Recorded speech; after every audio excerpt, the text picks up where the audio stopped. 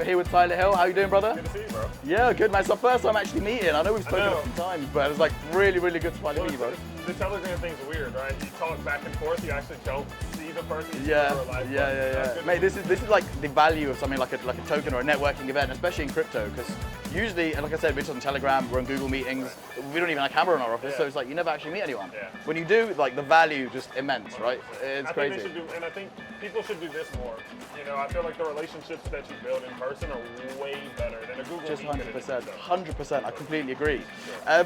Let's talk about the market. I mean, how has it been since the start of the year for you? It's been a tricky year in the market, right? It's better than expected, I would say. You know what I mean? Like, there's so much volatility, there's so many emotions and so many up and downs, but I feel like the market's actually starting to mature a little bit. Like, we're seeing it in real time, and that's optimistic, you know, because times like this where you have obviously regulatory things, good things and bad things, and you have scams and pump and dumps, right? There's so much movement in the market right now, and I feel like when you look at Bitcoin, for example, it's held up well, you know, and generally, very, very well.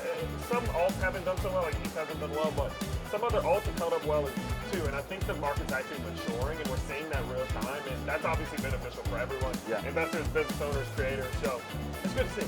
Yeah, I completely agree. What do you think? I always hate predictions, but it's like, what do you think in terms of maybe the next month to the next 6 months towards the end of the year? Like, what do you see sort of in the charts and in the vibe, and because you're locked into the market every day? So like, what do you feel like is happening from your point of view, you know? I think in general, the market's going to be a lot more neutral than people expect, right? So I think some people genuinely believe that this, like, the bull run's over, we're going to zero, not zero, but unicorn. Yeah.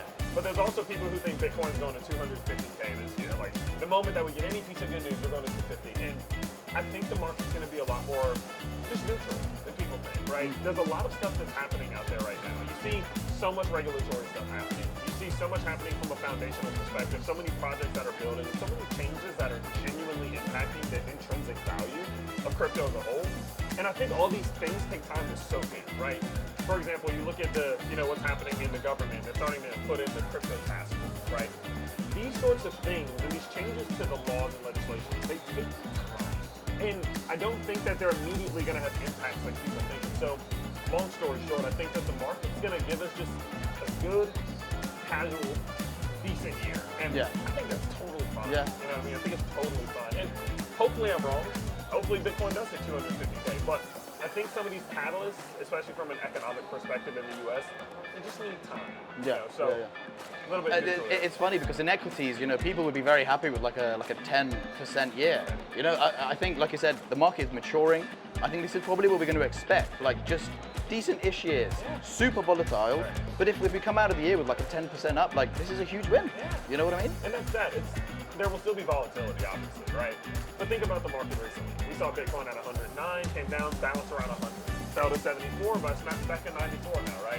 So there will be these big swings that I think will happen, but in general, I think we'll find points of neutrality a little easier. Yeah. And that's exciting for me, because if we're going to see this market progress, it needs to stabilize a little bit. And so I think that the stabilization, especially with Bitcoin due to institutional liquidity, I think it's more appealing to a lot of people, and it's a lot less stressful. So, overall, I think it's a good thing. Good year. Yeah.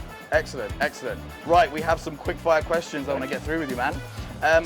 Hodl or trade? Can I say a mixture of both? Oh, you can. Give me a why. So my reasoning is, I think the majority of the portfolio should be hodl. I think that unless you're active day-to-day trading, I think it's fine to trade, but most people aren't traders, right? Most people aren't day traders. Most people don't do technical analysis every day. And if you're not capable of consistently being in the market on an hourly basis, I don't think you should be trading a lot. Because people think trading is kind of like a side job. It's really not. Of course, there are ways you can swing trade from more of a macro perspective, but the reality is that if you're going to be trading, you need to be active. The shifts that happen in crypto, the shifts that happen in liquidity, from certain different perspectives, new narratives, they're fast. And if you don't catch them, you're just behind. Yeah. And the only way to trade consistently profitably is to be ahead of things. And if you're chasing the market, you're never going to hit, right? Yeah, exactly. So I think putting a little bit of cash aside to trade is fun because it'll force you to regulate your emotions, which is good overall. But the majority of people's capital, in my opinion, should be in this hodl, long-term, sit and wait type of thing. Keep your bags. Yeah, and the thing is, especially in the last year with this like super news-driven environment, it wouldn't make sense to not be able to trade some of these unique opportunities, right? I mean, if Trump says something bullish, you know, that's a crazy tradable event, you know, at any given point. Exactly. Interesting one. Bitcoin or ETH? Bitcoin. Bitcoin. Yeah. I've been a bit of a pessimist with ETH recently, and I do value. One thing, before I say this, I want to preface. What Ethereum was capable of doing for crypto put crypto in a spot to where we can even have this happen. Exactly. So I do value and respect Ethereum, the Ethereum Foundation. I think they've done some fantastic things. I just think they've lost the plot a little bit. And whenever you go to ETH Denver, for example, we were there a couple months ago. The Ethereum community feels like they've been abandoned almost, right? Vitalik obviously has things that he's focused on outside of ETH, totally understandable. But the Ethereum Foundation, they've not really been putting a lot of time, energy, or money into committing to helping build out the Ethereum ecosystem. So ETH is struggling, not just because ETH is struggling, but also because of what's happening ecosystemically. So for me, I just think the future is not going to be as bright. Let me ask you a better as question then. Sure. ETH or Solana? Solana easily. Yeah. And the reason being is Solana's more risky. I do genuinely believe that. But the reason that Solana is more risky is because they're willing to take more risks. Right. And I think that's something that people don't grasp every now and then is Solana could be an ETH if they wanted to be realistically. Yeah. They could pull back, they could scale back, stop marketing, stop expanding, find a base of 2-3 things they do, leave it alone, let the devs do it. But Solana as a whole, the CEO all the way down to the employees, they take risks, and that makes them more risky. But the reality is that if you're going to see growth into the future, you have to take risks, right? Or you'll just get left in the dust. And so Solana easily. Solana. I think on top of that, I think the user experience, if I had to compare it to the onboarding of Ethereum, which had that crazy 2021 NFT bull run, which was huge. But then Solana's user experience, the apps, the dApps that they have, the way they can launch new tokens at rapid speed, it's the TikTokification of crypto, right? Whereas ETH just feels at this point a bit slow, a bit old, maybe a bit safer, but you just want things quick, you know, in this day and age. And Solana is straight to the point, you know. Absolutely. Okay. Meme coins or utility coins? I'm going to go utility coins. Utility. I think there's seasonality to it. I think sometimes meme coins are the smart play.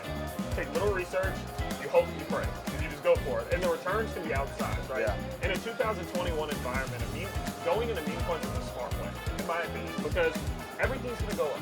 When you have these moments where they're seeing mass injection of liquidity into the market, everything's going to go up. Utility, memes, whatever, anything in between. So you might as well just go with the thing that's going to probably go up the most, right? Yeah. And so obviously it's more risky, but I genuinely believe that in those periods specifically, the risk versus reward heavily leans into the reward. You might lose $100. Say you put $100 into a meme coin. You might lose $100. You just might make $10,000, right? Yeah. So in that environment, meme coin. But in general, utility is obviously the way. And the reason I believe that is because crypto is still developing. It's an expanding ecosystem and expanding asset class. And the only thing that'll continue to help it expand is utility. And so investing into the thing that is needed to progress the environment is the obvious play. Because if crypto is going to keep growing, utility coins are going to continue to do well. So. What do you think it's been that utility coins just haven't had the run that they had in 2021? Yeah. Because it's been they just have been lacking this last 12 months. I think it's because the market is expanding and it's not defined yet, right? So there's so many options. Look at Token 2049. There's this group, that one, and there's so many different things that you can do. From a utility basis, I don't think we've figured out yet, as a market as a whole, what is actually important. What progressives are actually important. What things that we're doing are actually important. And I think as the market gets older, we'll be able to define this area. These things are the most important to help us progress into mass adoption. And once we define those avenues, then I think utilities will perform the best. It just takes a little time, it just takes a little bit of time. I agree, man. Crypto regulations or absolute decentralization? Crypto regulations. Crypto regulations? Yeah. Why? So I know that's a hot take, and a lot of that is a super hot take. They won't. You're one of the few to say it. If it's binary, I think regulations. And the reason that I say that is because, listen, in the world of crypto, it's going to be controlled anyway. That's the reality. Everyone says, we want it to be decentralized. It doesn't exist. If somebody goes, if you create an asset class that has an opportunity to generate revenue, generate wealth, profit, whatever it may be, it will be controlled, period. There will be groups of people who have more money than everyone else who can control your prices one way or another. So the way that I see it is, I would rather there be limitations to just how crazy they can get with the control that they have versus not having it. It's going to happen anyway. Now, perfect world is it's not controlled. It's not manipulated. It is actually a free market. But I don't live in a delusional place. That's not what's going to happen. Yeah. So at least there should be some constraints to give people like you and I a chance. That's what I think. Excellent take, to be fair, super succinct. Hardware wallet or centralized exchange? Where to keep it? Your crypto? I'm actually going to go to a mixture of both. Okay. I'm going to go to a mixture of both. Okay. Now, when I say that though, the only centralized exchanges that I would be willing to are like the top three, right? Kraken, talking about Coinbases. Kraken, Coinbase, maybe a Binance, something like that. I'm not talking about smaller centralized exchanges because they're risky, right? Some people do misconstrue the idea that a centralized exchange is not risky because it's a centralized exchange. That's not the case. Many of them are just normal people with an idea, just like anyone else, who can mess up, right? A Coinbase though, Coinbase goes down, we have much bigger things to worry about anyway, right? Yeah. But I think it should be a mixture, and the reason I say that is because hardware wallets do come with their own risks, right? It's not like it's just risk-free. You need to make sure you place it, you have access to it, you have re-access to it if you lose it, and the convenience, right? Obviously, some softwares have come out to make accessibility to your hardware wallet easier. They're still not as convenient, right? And if you are somebody who's consistently making moves or a business owner, I think having a little bit of both makes sense. Yeah. In general, though, if I had to pick one, binary, hardware wallet. Hardware wallet. Yeah. I completely agree. I think I'm a mixture of both. I think it makes sense to hold like the large wealth of your portfolio on a hardware wallet, especially the Bitcoins, for example. But being able to have access to the market when things are moving, you need to be on a centralized exchange. You need to be on some sort of warm wallet to have access to those things, you know. Spot or futures? I'll go futures. Futures. So the reason I'll go futures is because if you play your futures correctly, you can trade it like spot, right? It doesn't particularly have to be, and obviously it'll be a little bit different. You have fees and things like that. But with the right strategy, when it comes to futures, you can put yourself to having so little risk that it's basically spot to some degree. But the return can be much more outsized. You can see much more profitability if handled correctly. Now, if it's somebody brand new to the market, I would tell them to leave futures alone. Yeah. I would tell them to stick to spot. Spot or futures is something that should not be accessed by for someone new. It's a gamble. There's no reason to do it in my opinion. But if, again, in general we were speaking, I think with the right strategy, futures is a same risk, higher reward. Yeah. So might as well.